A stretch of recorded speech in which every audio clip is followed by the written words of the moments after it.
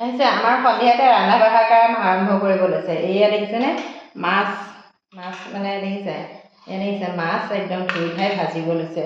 কাৰণ ধুই ধাই থৈ পেলাই মই যে ল'ৰাক পঢ়াবলৈ কৈছোঁ নপঢ়াই, এতিয়া সন্ধিয়া ওলাই যাব তাৰমানে।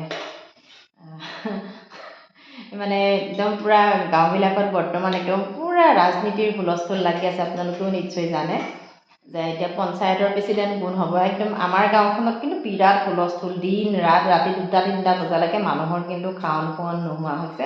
কোন প্ৰেচিডেণ্ট হ'ব? আপোনালোকৰ গাঁওবিলাকত তেনেকুৱা আছেনে নাই জনাবচোন দেই। আমাৰ কিন্তু বিৰাট হৈছে। মোৰ মতে ৰাজনীতি হৈছে ৰক্তপাত নোহোৱা এখন যুদ্ধ, আৰু যুদ্ধ হৈছে ৰক্তপাত হোৱা ৰাজনীতি। তুমি কি কোৱা এই ক্ষেত্ৰত? মোৰ কথাষাৰ শুদ্ধ নে ভুল? মই নাজানো।